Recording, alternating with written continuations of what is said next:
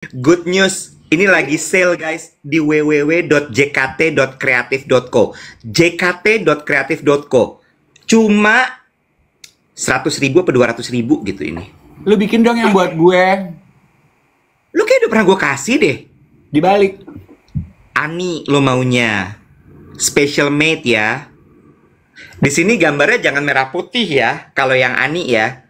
Muka perempuan menor ya. Ya merah putih dong. Gue kan Ani juga, gue kan juga penyumbang devisa negara, Til.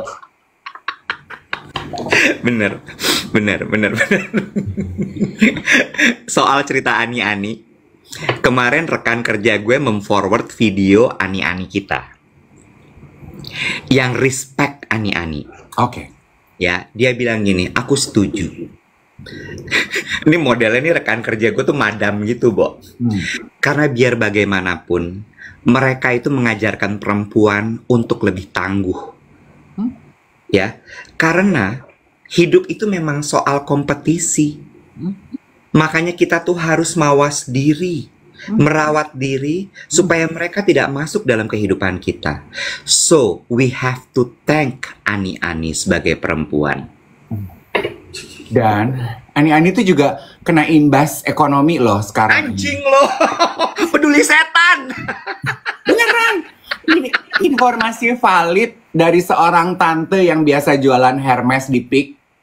Dia bilang gini, Say, ekonomi lagi susah, Say. Jualan Hermes juga lagi susah nih, punya tante nih, Say. Biasanya itu cukong-cukong ngebelanjain Ani. Biasanya rame. Satu cukong punya Ani-aninya 3. Sekarang ekonomi lagi susah, Say. Satu orang punya Ani-aninya cuma 1. Jatah belanja juga udah turun, Say. Udah gak nyampe ke Hermes. Ani sekarang sama Michael Kors juga udah pada happy. Sepi deh jualan tante. Sepi deh jualan tante. Gitu. Penjualan Hermes reseller turun. Akibat kena imbas ekonomi. Betul. Mari kita berdoa. Di mana daya beli masyarakat sedang turun akibat ada banyaknya layoff di sana sini. Andar, cukong-cukong hanya mampu melihara Ani. Ada yang bilang Ani kabupaten cannot relate.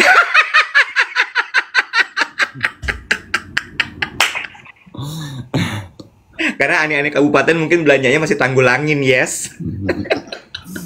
Sophie Paris. Lu udah nggak ada juga brandnya, Nek. Oh iya bener. Aduh, ya Allah. Aduh. Tanggulangin itu apa sih? Bogor ya? Bukan dong, Surabaya, Tanggulangin, Sidoarjo. Oh iya. Kemarin, gue mau cerita ini, Iwet. Apa tuh? Gue nonton film India di Netflix. Namanya, judulnya Maharaj. Oh, bagus amat judulnya Maharaj. Film India. Gue merekomendasikan ini ke teman-teman gue, tapi teman-teman gue ogah karena katanya yang main nggak cakep. Sialan ya. Terus? Tapi filmnya bagus. Maharaj gitu ya. Ini tuh udah nonton? Yes. Based on a true story. Oke. Jadi mengenai perkembangan sebuah sekte di India gitu ya, di sebuah kabupaten atau province di India gitu. The premis ceritanya tuh adalah ada satu orang reporter gitu yang memperjuangkan bahwa ternyata founder dari sekte ini tuh melakukan pelecehan terhadap umatnya. Okay. It has been going on for sometimes, tapi dimaklumkan oleh orang-orangnya. Jadi dia merasa powerful gitu. Ya. Nyambung sama ya jangan di spill. Buntut ceritanya nggak akan gue spill. Ini nyambung dengan sentilan Becky kemarin, pemakluman. Intinya tuh itu. Gue nonton film itu, yang gue kesentil adalah itu. Memang ya, salah satu musuh terbesar di dalam kehidupan tuh adalah ketika kita mulai memaklumkan sesuatu. Ya. You know what I mean? Ya, mulai dimaklumkan aja gitu. Kayak contoh gitu. Beberapa hari lalu, gue kan tinggal di gedung. Lo apa security tinggal di gedung? Bukan. Gimana ya ngomongnya? Gue kan tinggal di apartemen. Iya gitu ya. Rumah tinggal vertikal. Rumah tinggal vertikal. Terus kan disiapin area untuk cuci mobil. Betul. Kenapa disiapin? Karena semua mobil ada yang perlu mencuci mobil. Area cuci mobil itu tanah. Jadi ketika kena air, rembes. Resep. Tidak diperbolehkan cuci mobil di parkiran basement. Kenapa? Alasannya apa coba kira-kira? Karena dia kan semen bawahnya. Nanti airnya nggak meresap, jadi membuat genangan. Lu ngetes gua apa gimana sih? Enggak, ini cuman maksudnya memberikan background, gue tuh bukan bawel. Iya. Becek, orang lewat, kepleset. Ya. Iya apa enggak? Betul. Tapi supir-supir itu kan kadang-kadang juga kemampuan pikirnya beda ya. Terus gue lihat tuh, ada satu orang supir mulai cuci mobil di basement. Iya. Emosi dong lo. Iya, gue udah bilang, gue udah langsung laporan ke satpam. Nanti kalau ada yang kepleset bahaya, dikasih tahu boleh nggak? Oh iya, nanti kita kasih tahu. Dan pemakluman ya, dimaklumi. Satu mulai, yang lain ngikut dong. Iya. Karena malas Yes. naikin mobil ke tempat cuci. Yes. On the same floor, sekarang udah 10 mobil as per this morning, tadi pagi gue lihat. Oh udah 10 mobil nih sekarang cuci mobil di basement. Lu Jadi, ngapain pagi-pagi turun ke basement? beli telur. Area beceknya itu, gue kan harus sarapan telur. Area beceknya itu makin banyak. Gue bilang gini, ini nanti perlu tunggu ada yang kepeleset baru sampai orang mau bertindak sesuatu. Gue gemes deh sama yang kayak gitu-gitu tuh. Dimaklumi itu, pemakluman. Sebel gue. Terus apa Maharaj? Nah Maharaj tuh begitu. Ada satu tokoh sentralnya ini, dia melawan Iwet pemakluman itu dan melawan tirani pelecehan seksual yang dilakukan oleh founder sekte agama itu. Oh, jadi si founder itu melakukan pelecehan dimaklumi oleh orang-orang karena memang dia segitu powerfulnya. Nah, si orang ini melawanlah itu gitu ya. Oke. Itu tuh pemakluman kan, pemakluman.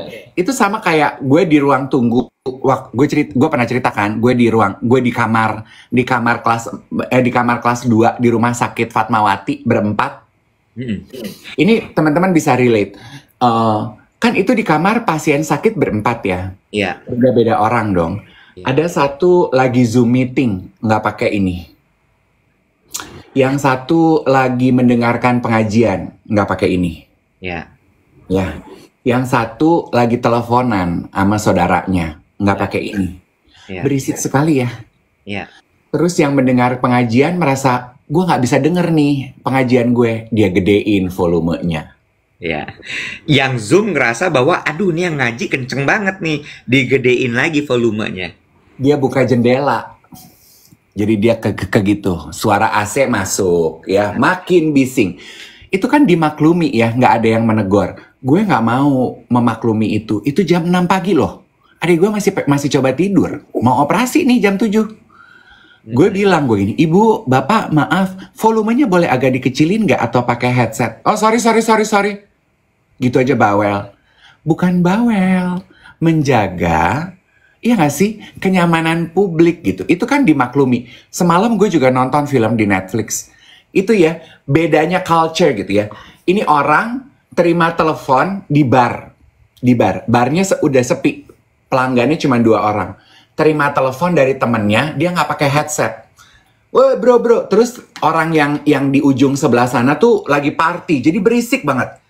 Terus pengunjung sebelah sana tuh nengok-nengok gitu. Selesai dia tutup telepon, orang ini, sorry for that, minta maaf loh.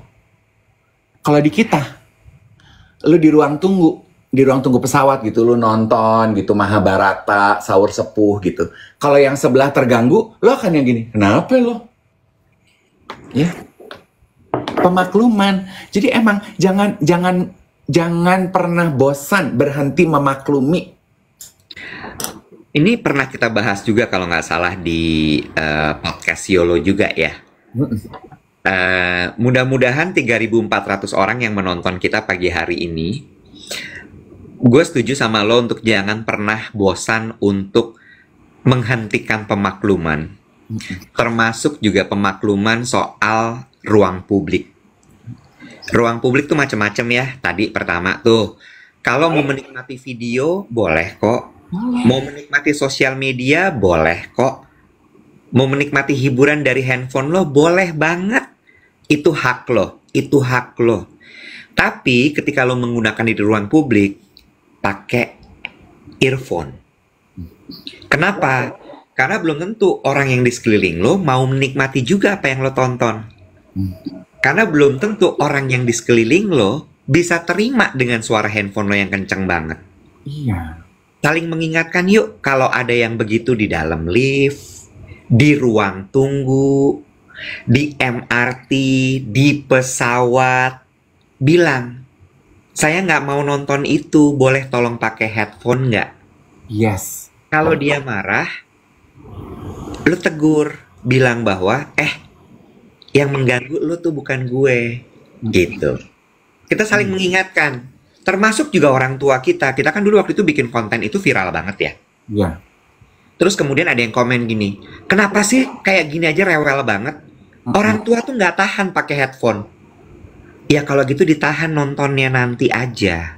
Yes. Jangan sekarang. Kalau dia nggak tahan pakai headphone, dia merasa keganggu nanti. Kalau udah di dalam ruang tertutup, lo sendirian, baru lo tonton. Satu. Yang kedua, naik eskalator atau travelator atau jalan di gang. Jalan itu bukan punya nenek moyang lo. Kalau lagi berempat, jangan jejer bersaf berempat. Ya, jangan mentang-mentang lo lagi seragaman, lagi karya wisata, terus lo jalan berjejer. Biar apa malih? Lomba pasukan baris berbaris. Enggak kan? Terus ngobrol. Nah, ya. Terus itu orang yang di belakang lo keganggu. Dia mau jalan bingung, kikuk. Gue mau nyalip nggak bisa. Gue mau nerabas tengah susah. Gimana? Ya. Jadi hormatilah pengguna jalan yang lain. Kalau lo jalan pelan, lo jalan di kiri, biar orang di kanan bisa nyalip. Gue tuh suka kesel kalau di Garbarata, di airport. Orang tuh suka banyak loh. Ada mungkin yang kalau di Garbarata tuh dia mesti ngejar pesawat berikutnya connection flight. Lah kalau lo tutupin jalannya, kesian lo tuh orang. Ember. Emangnya lo mau gantiin tiket pesawatnya? Kagak malih. Iya. Bener gak sih? Betul. Ya kan? Ini juga kembali ya, ini dari pengamatan gue kemarin di Rumah Sakit Fatmawati ya.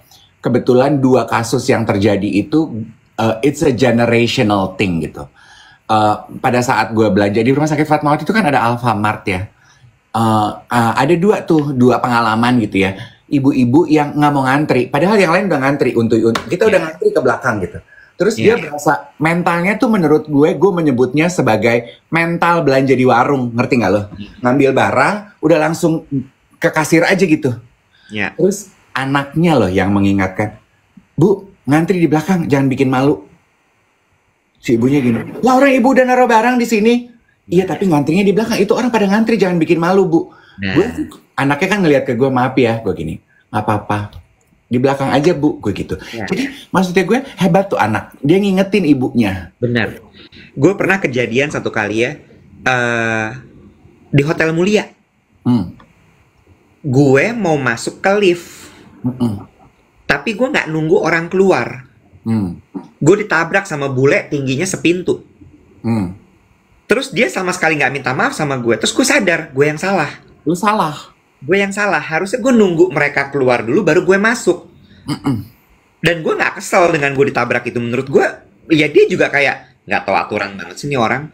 Iya. Iya kan? Karena harusnya gue yang nunggu dia keluar dulu baru gue masuk.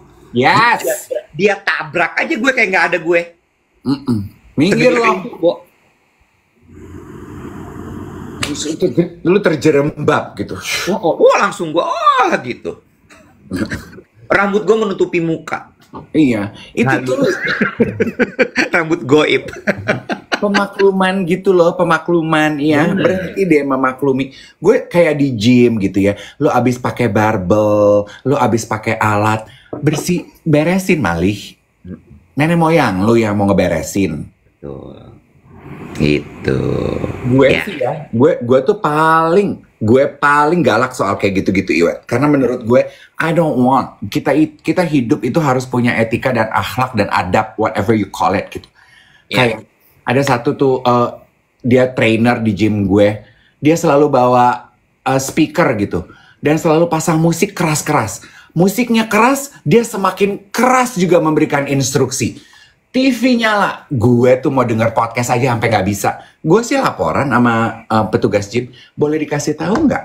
Speakernya jangan keras-keras. Iya. Yang lain juga pengen menikmati suasana. Ya. Nah, nih pas nih masuk yang lagi viral di TikTok. Jangan ya, Dek ya. Jangan. Nah, Nih pas nih. iya. Ya. Jalan rame-rame di eskalator. Jangan ya, Dek ya. Jangan. Karena ya gini, intinya adalah kenapa jadi kita bahas lagi dari film Maharaj itu ya Iwet ya. The moral of the story adalah karena begitu Iwet, rupanya ya kita memaklumi yang kecil lama-lama jadi besar. Ya, Dan ketika udah jadi besar, kita udah nggak bisa kontrol, baru kita nyesel gitu. betul.